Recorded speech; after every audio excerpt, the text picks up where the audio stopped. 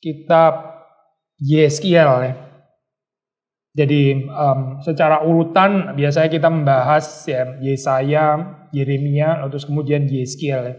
So dari daftar kitab nabi besar ini adalah yang terakhir saya ya. Apa profil teologinya? Ya beberapa hal kita bisa pelajari. Yang pertama yaitu ini ya salah satu yang sangat sentral di dalam kitab Yeskiel ini adalah tema Kavod Yahweh, tema the glory of the Lord ya. Tema kemuliaan Tuhan. Ini penting sekali. Di dalam kitab Yeskiel itu dibahas isu tentang presence tapi juga absence of God. Kehadiran dan ketidakhadiran Allah di Yerusalem tentu ya. Kita sudah pernah membicarakan saya ini kalau dari perspektif doktrin Allah kan memang ya betul kita bicara tentang omnipresence of God ya. Tuhan itu maha hadir gitu. Nggak ada tempat yang Tuhan itu nggak ada gitu ya. Nggak ada tempat yang Tuhan itu nggak hadir gitu ya. Ya kita tahu itu ya. Tapi di sini kita bukan bicara di dalam konsep omnipresence itu saya, tapi di dalam konsep kehadiran Allah yang khusus ya. Jadi ini bukan bicara tentang kehadiran Allah yang ada di mana-mana, yang ya nggak ada tempat di mana Allah nggak ada. Itu juga betul sih ya. Tapi yang dikatakan di sini ini sebetulnya bicara tentang konteks sensitive presence of God. Ya. Allah itu hadir secara sensitif. Dan kita perlu mengenal ya soal konsep ini. Karena kalau tidak ya kita jadi orang Kristen yang nggak peka gitu ya. Kita sudah pernah bahas ya, ini bukan pertama kali gitu ya. Gambaran Allah yang statik gitu ya, yang nggak berubah ya. Despite kita memang percaya sih ya ketidakberubahan Allah betul. Memang Allah itu di dalam esensinya, di dalam naturnya nggak berubah betul gitu ya. Tapi itu nggak boleh dimengerti secara statis di dalam relasinya, hubungannya dengan manusia. Gitu. Ya. Tuhan bisa menghadapkan wajahnya. Tuhan tentu bisa memalingkan wajahnya. Ya, salah kalau kita bilang Tuhan itu statis menghadapkan wajahnya terus gitu ya. Kita mau setia, nggak setia, kita mau mendukakan dia atau menyenangkan dia, pokoknya dia nggak berubah. Selalu menghadapkan wajahnya kepada kita. I think itu bukan Allah yang di dalam Alkitab, saya. Itu bukan konsep Allah yang di dalam Alkitab. Demikian juga, saya waktu kita membicarakan tentang presence and absence of God, ya, itu ada dinamika. Gitu. Allah itu bisa meninggalkan ya, tempat suci Yerusalem ini. Dia bisa meninggalkan itu. Gitu. Dan konsep ini penting ya. Konsep ini penting juga saya untuk diketahui dan dihayati oleh gereja.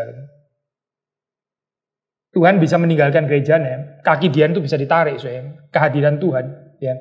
Itu bisa ditarik dan itulah yang menjadi salah satu ini ya, Pak, tema penting. Jadi kitab Yeskiel ini melakukan apa ya? Dealing dengan isu ini ya. Khususnya ada certain polemik dengan konsep teologi Sion secara tradisional ya. Ini bukan pertama kali, kita sudah pernah bahas juga di dalam kitab-kitab yang lain ya. Di dalam Yesaya misalnya, sudah baca di Yesaya gitu. Itu konsep Sion teologi itu masih sangat kuat gitu. Dan tentunya juga di dalam Mazmur ya. Konsep Sion teologi Sion. Maksudnya apa? Semua ya itu boleh kolaps, boleh jatuh, tapi Sion itu nggak akan pernah kolaps, nggak akan pernah jatuh. Ya. Karena ini adalah tempat di mana Allah berada, ya Yerusalem. Ada bait Allah di sana ya, ada bait suci, sehingga nggak akan pernah bisa kalah aja gitu ya. Seluruh dunia boleh hancur kecuali Sion gitu, kecuali Sion.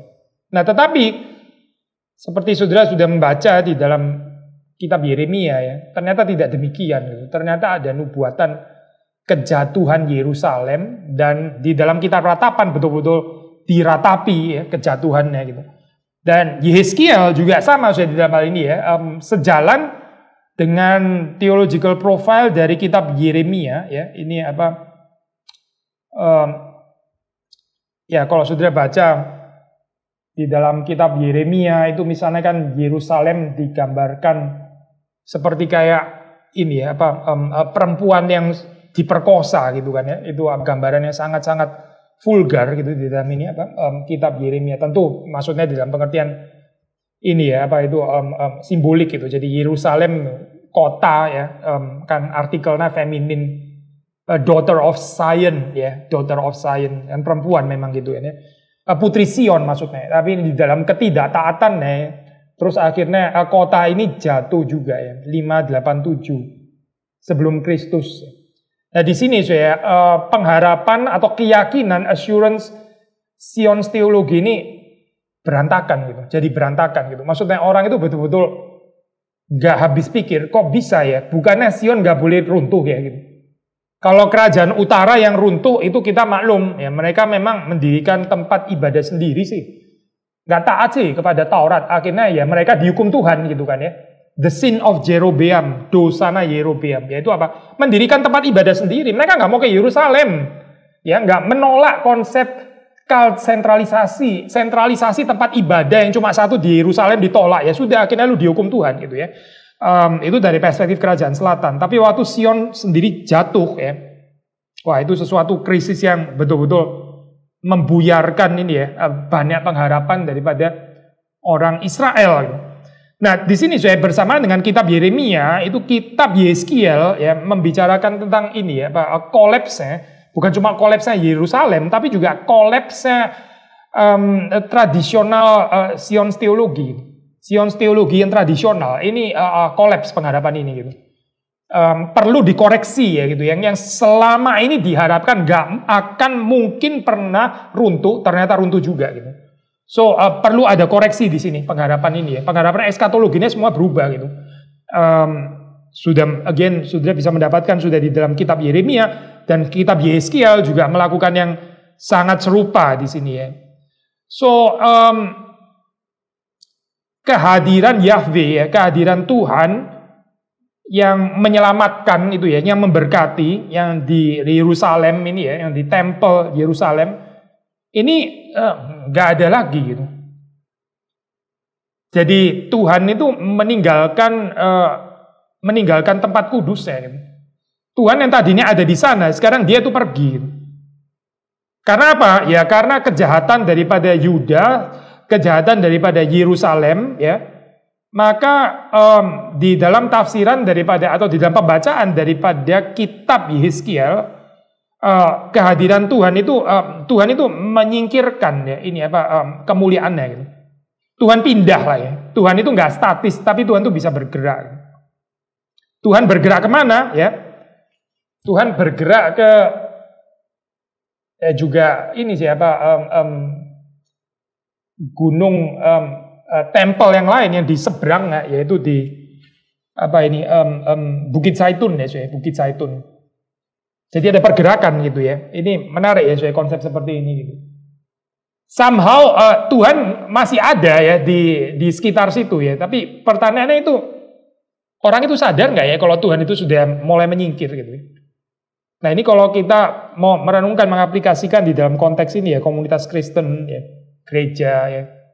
Waktu kehadiran Tuhan itu mulai menyingkir ya, itu orang sadar nggak ya?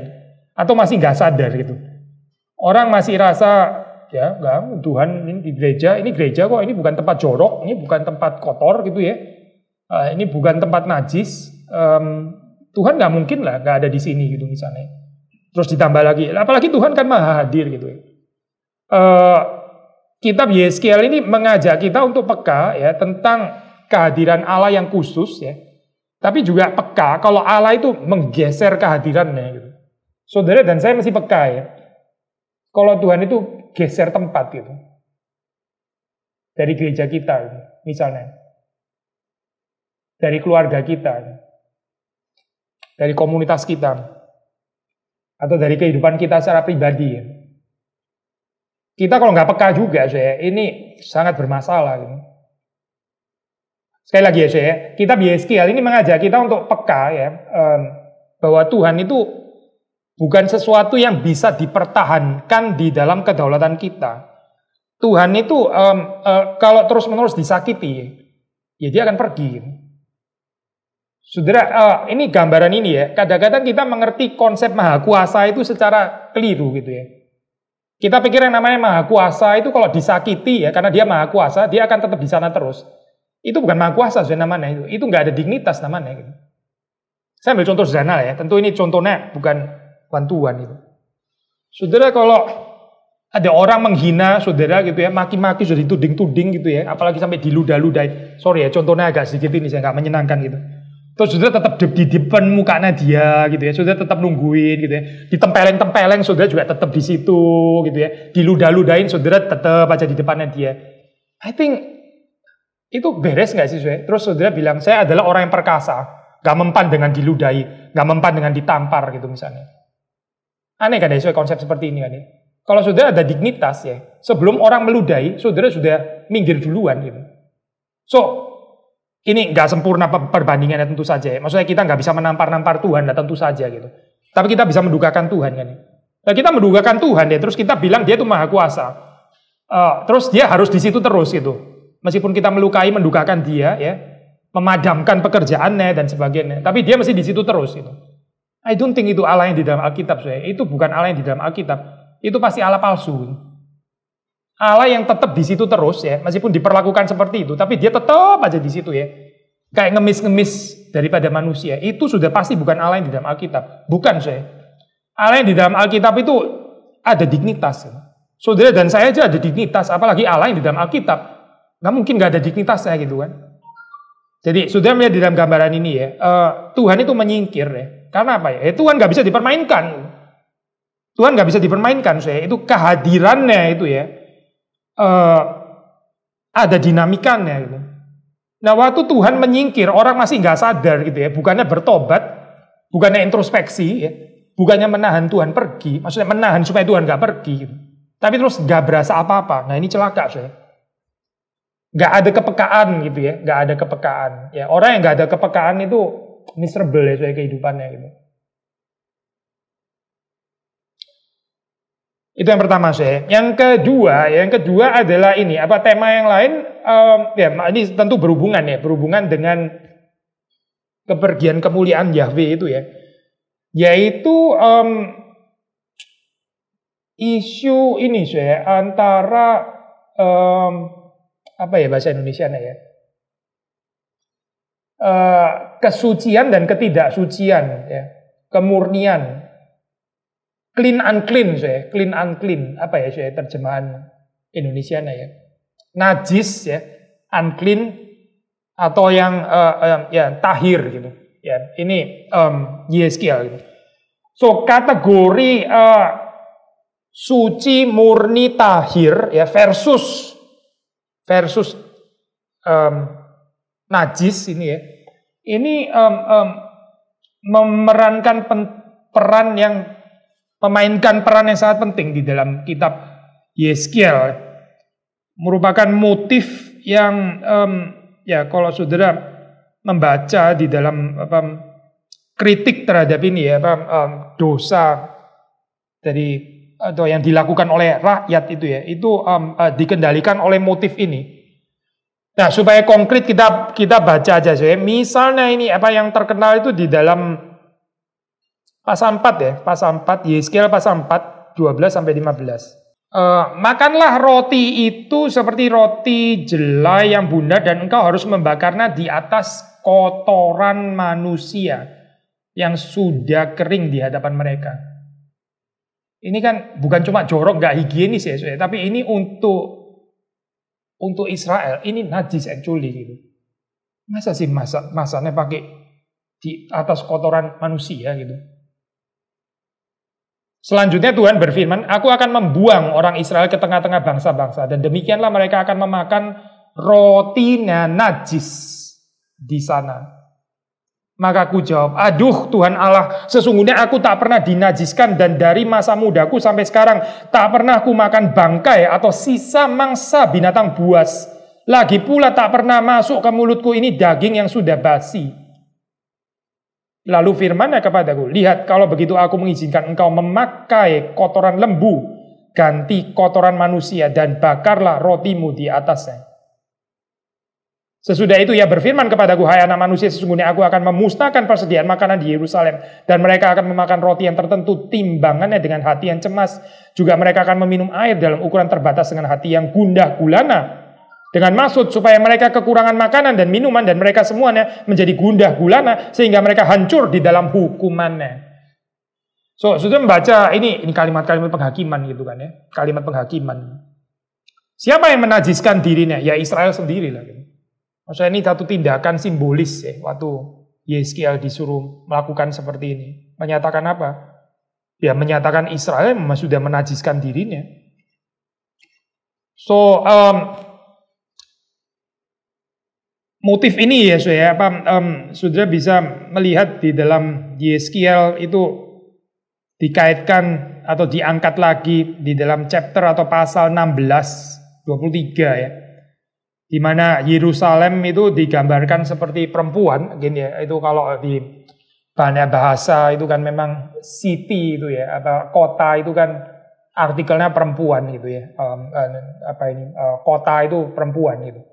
Kalau di bahasa Inggris ya cuma ada the city gitu ya, tapi di dalam bahasa-bahasa yang lain kota itu artikelnya itu perempuan gitu. So, Yerusalem ini ya, daughter of Zion gitu misalnya kan ya. Ini bicarakan daughter of Zion, bukan son of Zion, tapi daughter of Zion gitu. So, ini gambaran again seperti Yeremia ya. Mirip sekali di dalam Yeskiel. Yerusalem digambarkan seperti perempuan yang sedang dihakimi gitu. Ya, dan teks-teks ini ya, kalau saudara baca, ini termasuk apa ya, ini passage prophetic yang paling keras ya, paling keras perhaps di dalam seluruh perjanjian lama ya. Kalau saudara membaca di pasal 16 ya, itu gambarannya itu sangat grafis sekali ya, grafis. Ini apa tuh, certain scholar malah pakai istilah ini gambaran yang apa itu ya, tanda kutip ya, bagian yang pornografis gitu ya di dalam Alkitab gitu. Maksudnya penggambaran tentang Yerusalem tentunya di dalam pengertian simbolik gitu ya. Maksudnya ini sangat dipermalukan gitu. Saya ambil inilah contoh satu ayat aja. Misalnya ya, Ezekiel 16 ayat 6 terakhir, ayat 7, engkau harus hidup dan jadilah besar seperti tumbuh-tumbuhan di ladang, engkau menjadi besar dan sudah cukup umur, bahkan sudah sampai pada masa mudamu. Ini tentang Yerusalem ya. Maka buah dadamu sudah montok, rambutmu sudah tumbuh, tetapi engkau dalam keadaan telanjang bugil. Yerusalem ya maksudnya ini. Jadi digambarkan seperti kayak perempuan yang dipermalukan gitu. Karena kejatuhannya maksudnya ya. So ini sudah membaca di dalam pasal yang ke-16, pasal yang ke-23 ya. Again itu bagian prophetic passages yang sangat-sangat keras ya bahasanya gitu. Persoalannya di mana sekali lagi ya, karena Yerusalem menajiskan dirinya sendiri. Seperti perempuan yang melacur. Seperti perempuan yang tidak setia ya kepada suaminya gitu. Dan akhirnya dipermalukan. Poin yang lain lagi saya, ini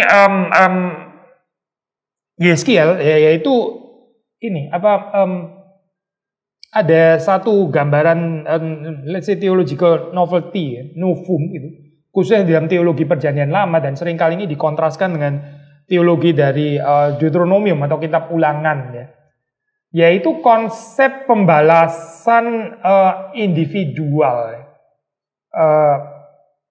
Bukan hanya kolektif. Tuhan itu membalaskan secara individual retribution. Khususnya di dalam chapter 18 ya. Nah ini biasanya apa itu sudah dianggap sebagai satu turning point ya dari konsep, ini agak susah saya terjemahannya di dalam bahasa Jerman pakai istilah Siebenhaft ya. Siebenhaft itu apa ya saya? Ya mungkin kalau saudara bisa mengerti ini ya dari konsep Deuteronomi ya, nanti kita coba baca ya. Gambarnya itu lebih kepada ini ya, hukuman kolektif itu. dari generasi ke generasi ya, very deuteronomic gitu. Tapi saudara membaca di dalam Yeskiel justru ada turning point gitu. Ini sekarang konsepnya itu jadi setiap orang itu menanggung kesalahannya secara individual, ya, bukan secara kolektif seperti yang diajarkan di dalam Deuteronomi misalnya. Ya. Jadi again, kalau saudara mempelajari ini ya, apa teologi Perjanjian Lama ya, bukan tunggal ya, saudara, tapi plural, teologi Perjanjian Lama, saudara bisa expect again untuk kesekian kalinya ya, different voices seperti ini gitu, dan saudara kalau mengharapkan satu teologi tunggal gitu misalnya ya, I think itu kita nggak bisa memahami kelimpahan daripada teologi Perjanjian Lama nanti gitu ya. Apapun dengan teologi apapun saudara operate, either itu covenant teologi gitu ya, tunggal lagi gitu ya, the covenant theology gitu, atau apapun lah saya ini theology of the kingdom of God gitu misalnya. Lalu saudara coba untuk melihat the whole Old Testament itu dari satu perspektif teologi ini ya, pasti yang terjadi itu reduktif gitu, karena ada tension di sana sini sebetulnya gitu ya. Dan ini misalnya ya Yeskiel 18 ini intention dengan teologinya deuteronomistik ya, kita nggak mengatakan ini kontradiktif. Ini kita bicara tentang creative tension, creative tension tapi yang kreatif dan yang dikehendaki Tuhan tentu saja gitu. Kita sudah pernah bahaskan ya perspektif raja-raja ya, dari kitab ini gambarannya lebih ideal, positif, sementara dari kitab itu gambarannya kritikal gitu kan ya. Sudah masih ingat kan ya, kita kan pernah bahas seperti itu gitu. Gambaran tawarikh, gambaran raja-raja gitu kan ya, berbeda perspektifnya gitu. So, kita juga again ketemu dengan model seperti ini lagi ya, Deuteronomi versusnya tanda kutip lah ya, versus Yeskiel. Nah, misalnya saya di dalam Yeskiel 18 ya, kita membaca Yeskiel 18, membaca ayat yang pertama sampai ketiga ya. LAI dengan tepat di sini memberikan judul setiap manusia bertanggung jawab atas dirinya. Ini judul yang baik sekali gitu ya. Saya baca ayat 1. Maka datanglah firman Tuhan kepadaku, ada apa dengan kamu sehingga kamu mengucapkan kata sindiran ini di tanah Israel? Apa kata sindirannya? Yaitu ayah-ayah makan buah mentah dan gigi anak-anaknya menjadi ngilu. Nah, bahasa ini yang makan mangga muda ini sebetulnya siapa gitu ya? Bukan Israel sih, bukan mangga sih karena gitu ya. Ini konteks Indonesia lah ya. Ini yang makan manisan sebetulnya siapa gitu ya? Yang makan manisan papa saya, yang ngilu saya gitu ya. Itu kalimat sindiran. Maksudnya apa? Yang berbuat dosa ini kan nenek moyang saya ya. Kok saya yang di pembuangan ya sekarang ya? Tuhan bilang ayat 3, demi aku yang hidup, demikian firman Tuhan Allah. Kamu tidak akan mengucapkan kata sindiran ini lagi di Israel. Kamu tidak akan mengucapkan kata sindiran ini lagi di Israel. Sungguh semua jiwa aku punya, baik jiwa ayah maupun jiwa anak aku punya. Dan orang yang berbuat dosa, itu yang harus mati. Individual retribution, ya, bukan kolektif. Saudara masih ingatkan cerita Achan kan ya? Cerita Achan yang gara-gara dia nyolong barang ya. Terus kemudian Yosua seluruh Israel jadi kalah gitu kan. Sudah tahu kan ya itu cerita itu kan ya. Itu kan kolektif banget kan ya. Typical deuteronomistic teologi gitu. Yang salah siapa gitu? Yang kena seluruh Israel gitu ya.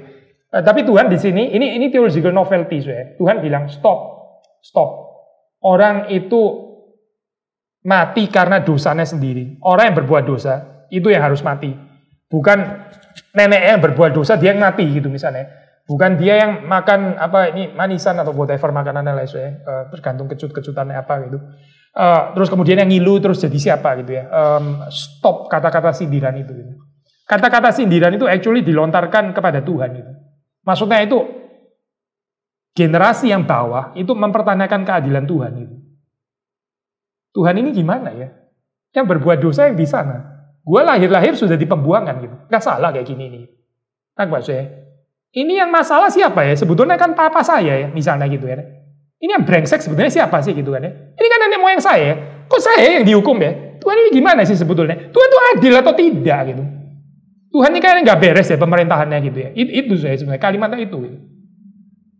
Jadi ini mempertanyakan keadilan Tuhan, mempertanyakan keadilan penghakiman Tuhan. Gitu. Maka keluarlah kata-kata sindiran ini ya.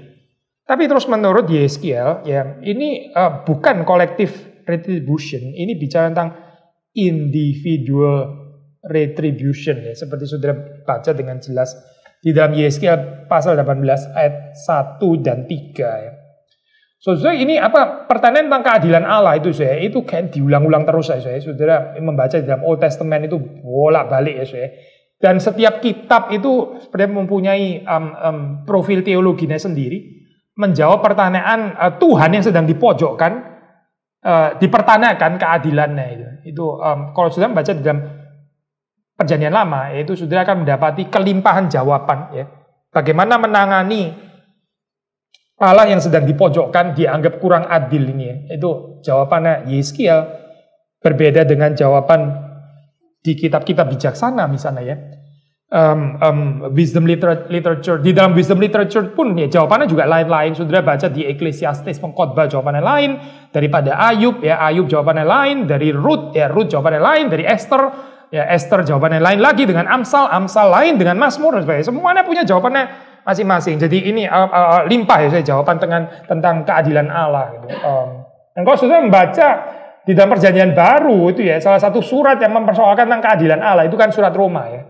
Surat Roma itu juga pertanyaan tentang keadilan Allah. Ya kita sudah pernah bahas ya, saya nggak mau ulang karena kita sudah menyelesaikan ya introduksi kitab-kitab Perjanjian Baru, termasuk surat Roma. Roma ya, again punya jawabannya sendiri lagi gitu. Tapi di sini ya, jawaban daripada Yeskiel adalah tentang keadilan Allah ini ya. Jawabannya adalah individual retribution. Maksudnya gini saya, kamu sekarang kena penghukuman, kamu kena penghakiman gitu ya. You jangan pikir you nggak berdosa gitu. You jangan pikir bahwa ini adalah kesalahan nenek moyangmu, tapi kamu itu righteous, kamu nggak salah, kamu benar, tapi kamu menerima penghukuman. Stop, nggak ada itu gitu. Maksudnya kamu sendiri itu juga berdosa. Cuma lu aja yang nggak sadar gitu. Lu aja yang pikir lu benar sendiri. Lu aja pikir lu lebih baik daripada nenek moyangmu. Padahal kamu sendiri juga berdosa kok sebetulnya gitu. Ini persoalan Yerusalem, ini bukan persoalan generasi 3 di atas saya gitu misalnya. Ini persoalan generasimu gitu sebetulnya gitu. Gak usah bawa-bawa generasi yang di atas-atas gitu. Seperti kayak seolah-olah mereka yang salah, tapi kamu yang ngilu gitu ya. Mereka yang berbuat dosa, mereka yang makan kecut-kecut, terus kamu yang ngilu ya.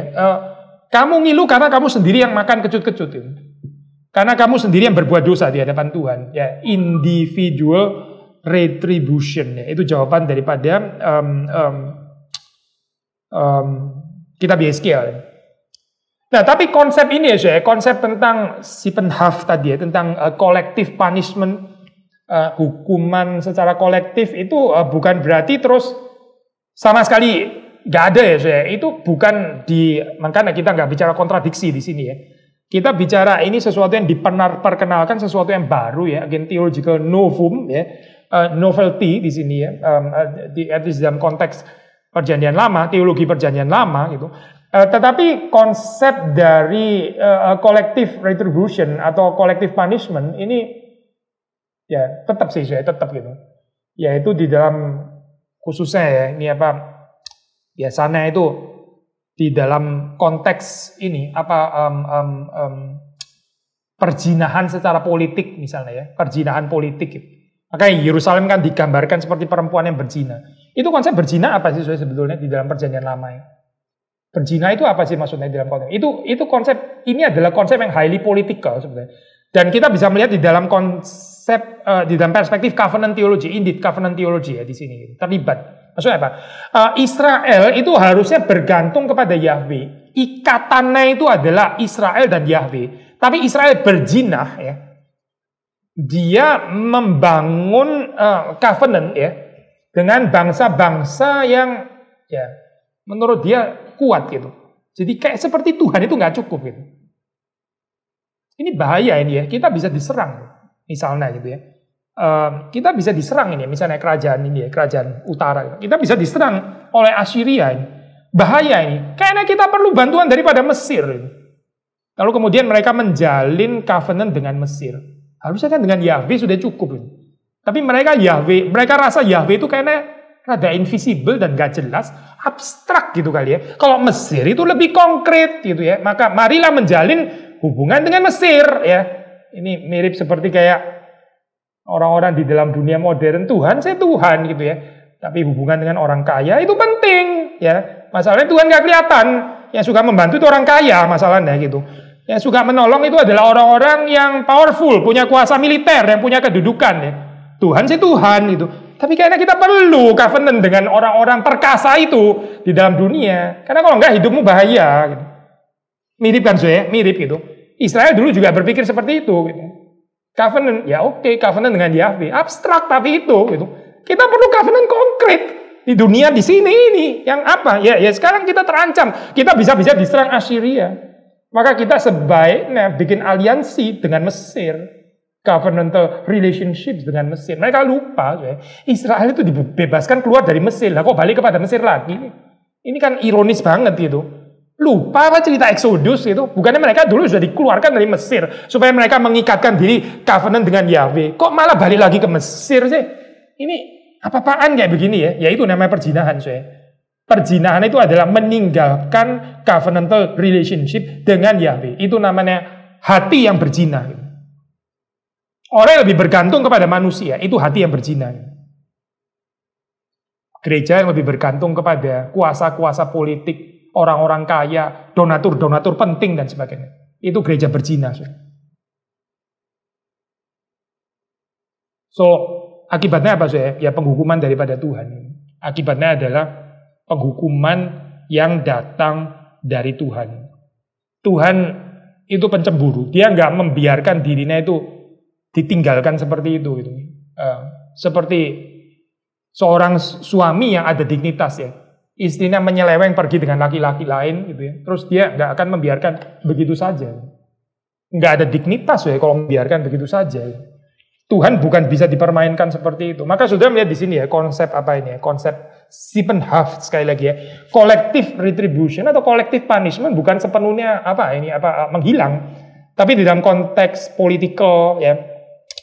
Penyelewengan politikal, penyelewengan kultik, ya. Penyelewengan hidup beribadah, kultik itu maksudnya urusan hidup beribadah ya. Politikal, kultik ini ya, lalu terus kemudian Tuhan mendatangkan hukuman ya. Gitu. Dan ini biasanya dinyatakan dengan kekalahan secara militer, kekalahan politik gitu, yang misalnya diserang oleh Assyria atau Babilonia gitu kan ya. Kerajaan Selatan kan akhirnya jatuhnya dengan Babilonia. Atau bisa juga dengan masa paceklik yang nggak selesai. Misalnya seperti kayak di dalam zamannya Ahab ya, Elia itu kan ini ya kekeringan gitu misalnya. Itu kan juga penghukuman Tuhan sebetulnya gitu. Atau juga bisa di dalam bencana alam misalnya ya, bencana alam ya. Kita boleh memikirkan dalam hal ini ya, COVID termasuk gitu ya. Meskipun di dalam teologi modern orang nggak terlalu suka ya mengaitkan COVID dengan penghukuman Tuhan ya. Seperti kayak pembicaraan kaitan antara COVID dan penghukuman Tuhan ini dikebiri. Maaf ya pakai istilah ini ya. Kalau bisa disingkirkan gitu ya. Kita nggak suka bicara tentang penghukuman Tuhan dan murka Tuhan. Orang sudah susah masih bicara penghukuman Tuhan lagi. Tapi kalau sudah baca tulisan orang-orang Puritan ya, sudah baca tulisan ini reformator atau ini ya para penerus seperti Beza dan sebagainya. Mereka lumayan konsensus ya. Mereka mengatakan kalau pandemi terjadi itu sebetulnya adalah penghukuman Tuhan. Penghukuman Tuhan ini tentu bukan dilakukan oleh 1-2 orang, tapi ini dosa kolektif memang. Dosa kolektif yang perlu koreksi ya dari Tuhan gitu, supaya manusia sadar, supaya manusia bertobat. Ya, ini bukan mengatakan bahwa semua orang dosanya sama ya, bukan itu loh. Saudara ntar tanya lagi keadilan Tuhan lagi di mana gitu kan ya. Apalagi kalau sudah masuk kepada persoalan rumit. Kok saya melihat kayaknya ada orang yang menurut saya lebih fasik tapi dia sembuh dari COVID gitu ya. Ada orang yang lebih saleh malah di check out sama Tuhan gitu ya. Ini keadilan Tuhan di mana gitu kan. Jadi rumit pertanyaan kayak begini ya. Kita bukan mengatakan ini loh orang mati equal dengan lebih berdosa, yang nggak mati berarti lebih saleh dan sebagainya. Problematis banget pasti teologi seperti ini. Yang kita katakan adalah terjadinya pandemi ini ya itu kalau di dalam perspektif Perjanjian Lama termasuk teologi ini ya, teologi Yeskiel akan dilihat sebagai satu ini ya memiliki karakter yang sifatnya itu generasi ya, dari generasi ke generasi. Ini Tuhan itu panjang sabar. Tuhan itu bukan sumbu pendek, for sure bukan Alkitab itu mencatat salah satu atribut Tuhan itu adalah dia itu panjang sabar gitu. Dia itu long suffering, dia nggak gampang meledak ya. Tuhan bukan nggak bisa murka ya, tapi dia itu murkanya itu nggak segera gitu. Ya, saudara dan saya murkanya bisa segera, sedikit-sedikit ngamuk, sedikit-sedikit emosi dan sebagainya gitu ya. Tuhan itu tidak gitu. Tuhan itu bisa panjang sekali, sabarnya itu panjang sekali. Buat kita seperti ya, kalau kita menilainya dari perspektif kita yang kurang, kita akan merasa seperti Tuhan kok nggak menyatakan keadilannya ya gitu ya. Tuhan kok kayaknya terlambat sekali ya menyatakannya. Coba lihat aja ini ya Pak. Coba lihat Hitler lah saudara baca cerita Hitler gitu. Kan nggak sabar ya saya baca cerita Hitler gitu ya. Cerita kamp konsentrasi ya. Saudara nggak sabar kali baca gitu ya. Kenapa kok nggak mati-mati ya?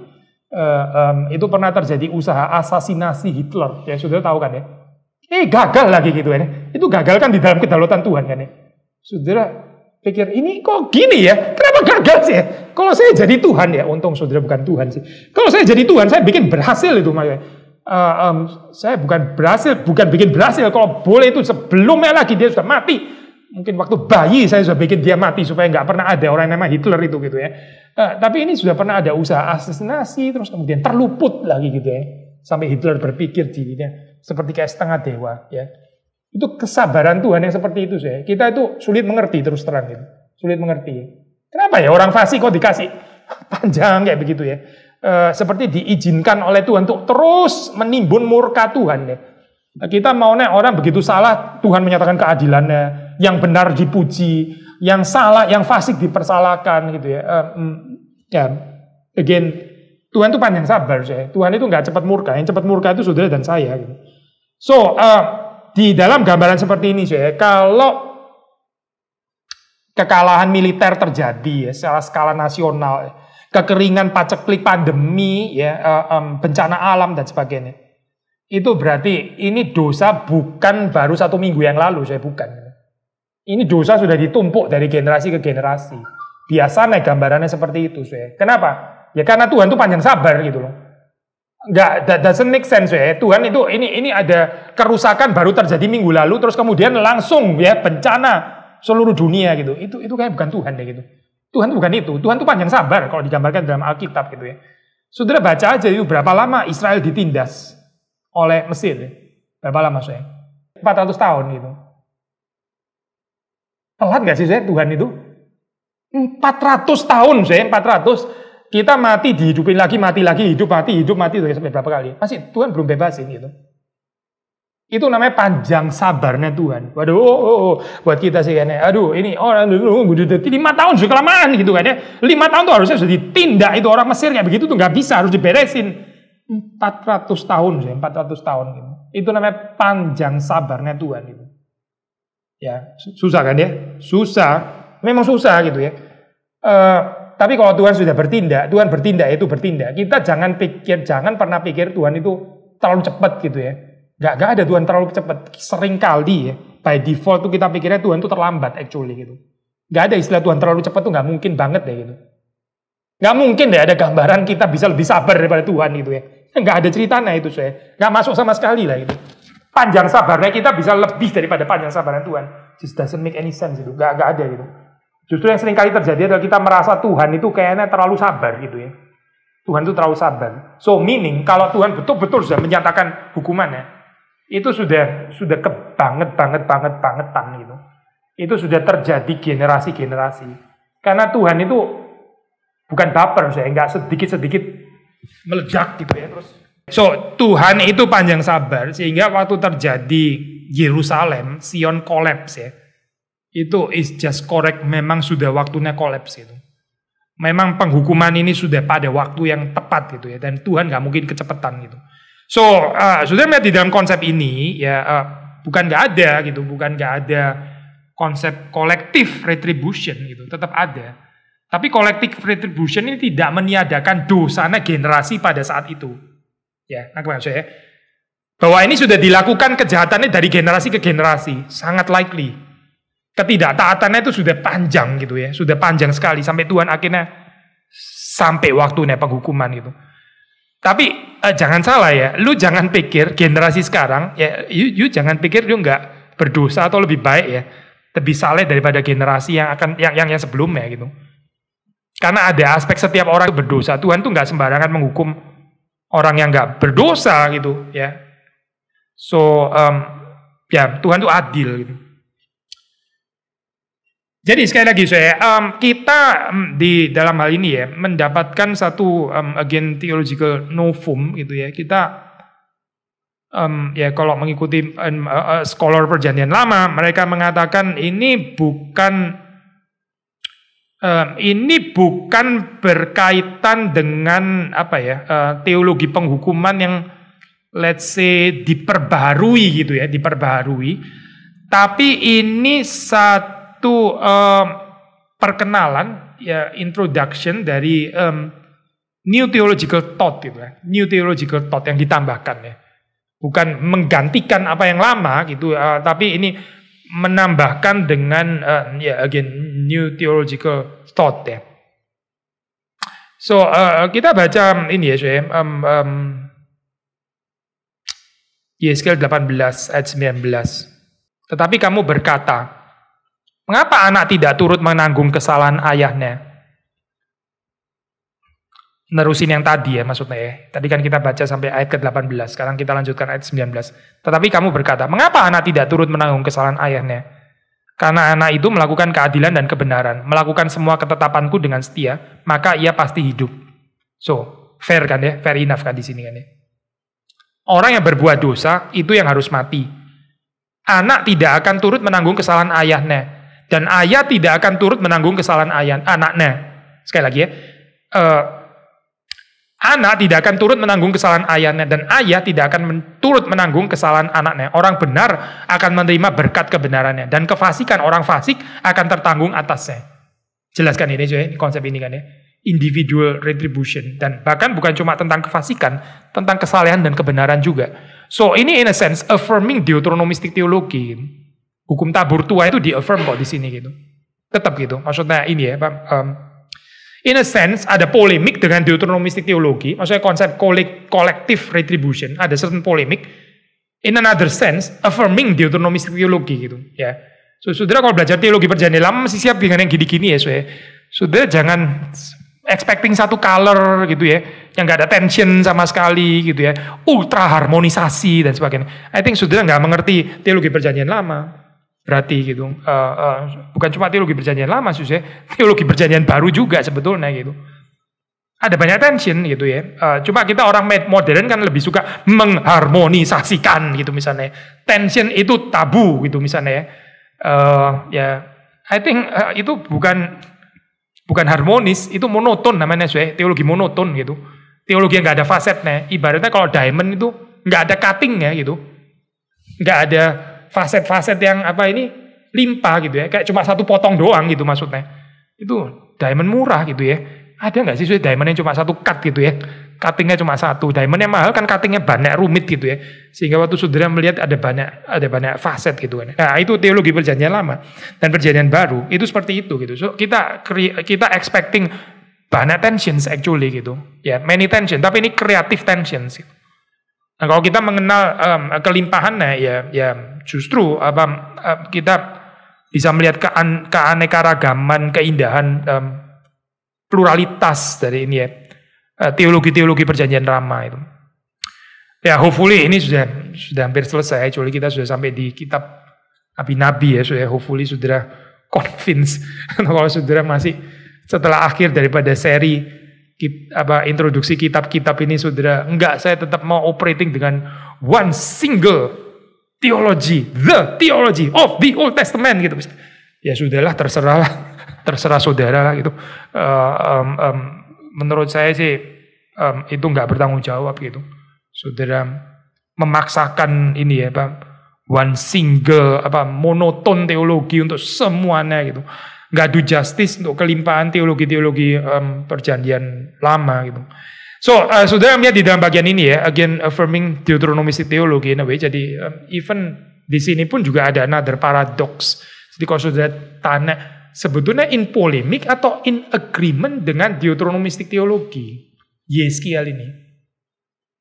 In agreement atau in polemik dengan Deuteronomistic theology? Jawabannya adalah in agreement and in a polemic.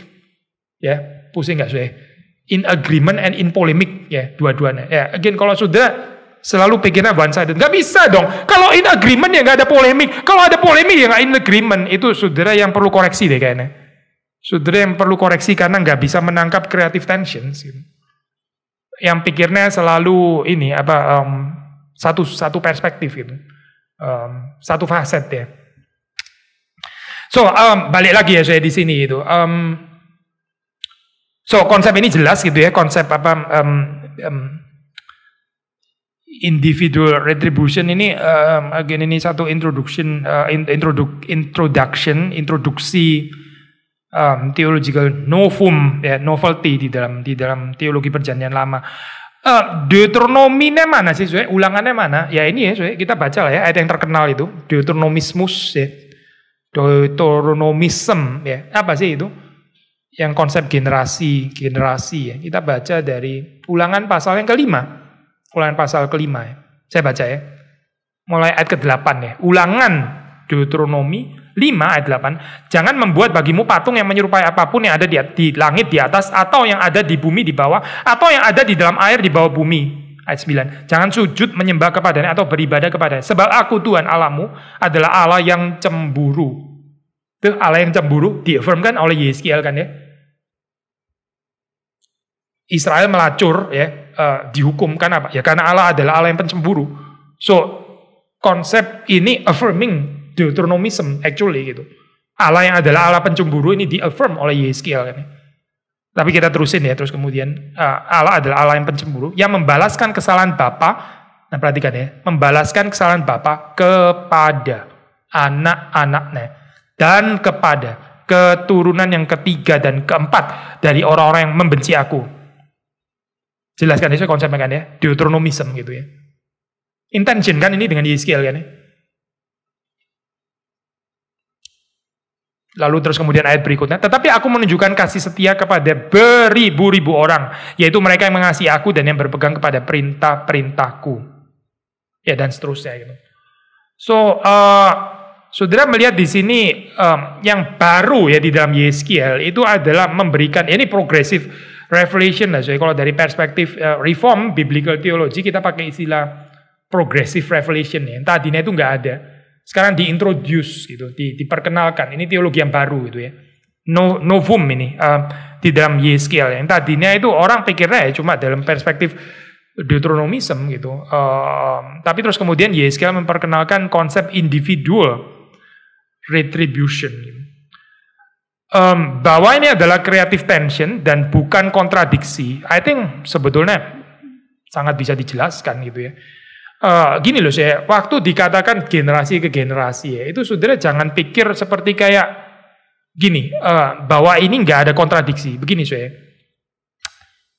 orang tua yang hidupnya nggak benar gitu ya, likely akan menghasilkan keturunan yang juga hidup nggak benar kan. Maka bergenerasi turun ya, orang keluarganya nggak takut akan Tuhan, anaknya juga ikut nggak takut akan Tuhan, karena nggak ada teladan orang yang hidup takut akan Tuhan. Akhirnya terus nyambung kayak begitu terus. Ya akhirnya betul kan, jadi bergenerasi-generasi kan ya.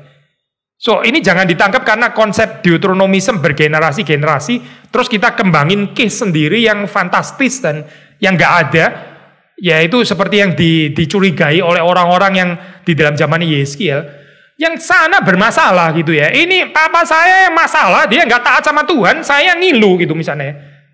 Nggak ada itu. Lu sendiri juga bermasalah sebetulnya, cuma lu nggak sadar. Lu kira cuma papa lu tok yang bermasalah, padahal lu sendiri juga bermasalah sebenarnya gitu. Bukan cuma papamu tok yang nggak taat, kamu sendiri juga nggak taat, tapi lu pikir cuma papamu yang nggak taat gitu misalnya. Lalu lu pikir lu saleh, itu persoalanmu gitu.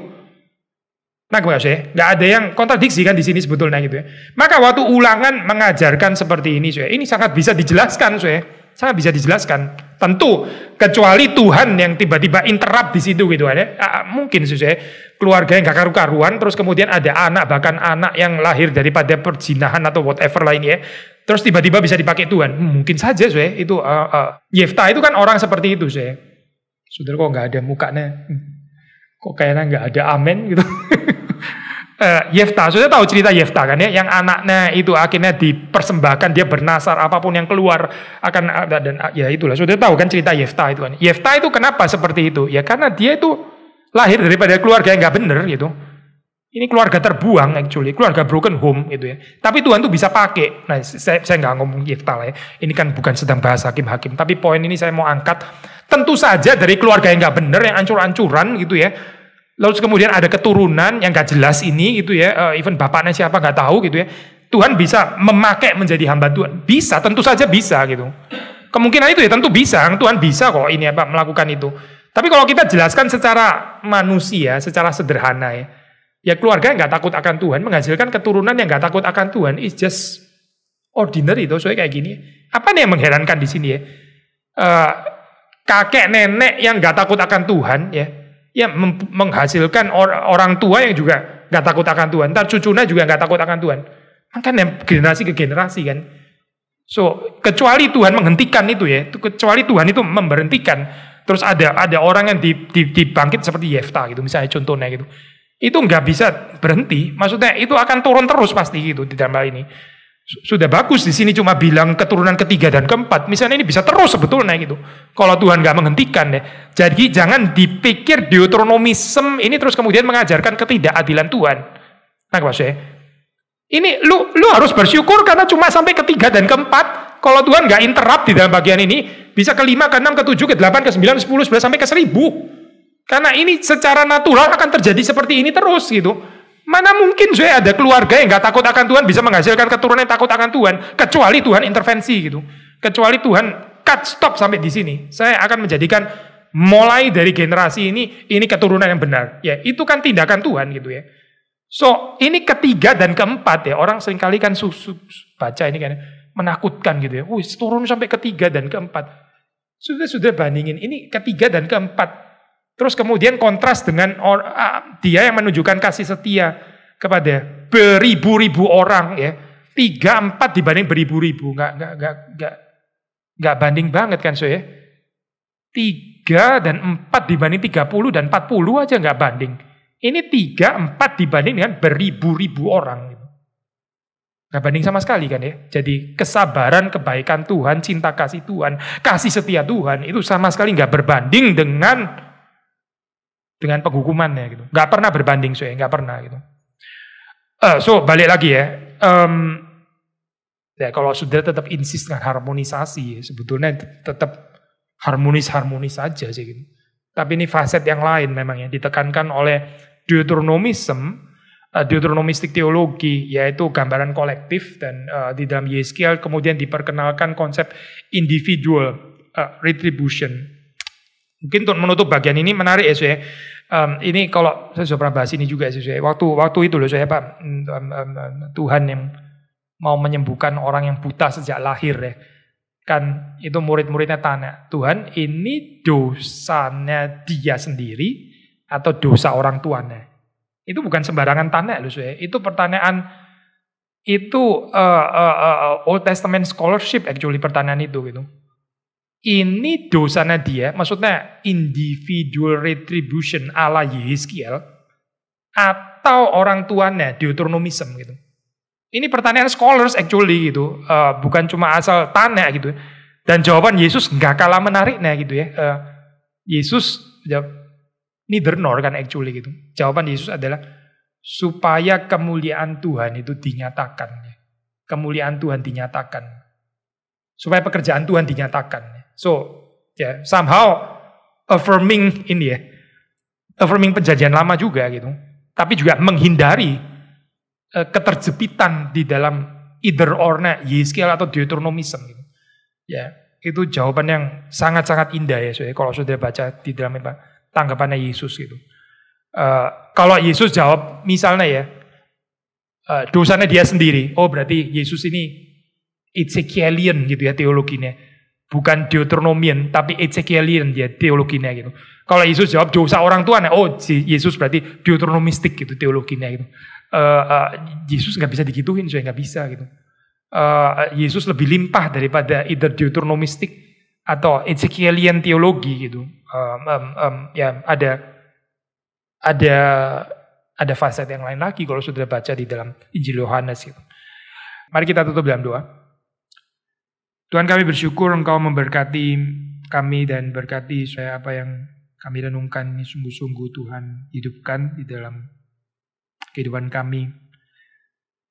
Baik kami secara pribadi, tapi juga kami sebagai komunitas orang yang percaya. Memang aku percaya kepada Tuhan bagi gerejamu, dan Tuhan terus menguduskan kami dengan firman-Mu.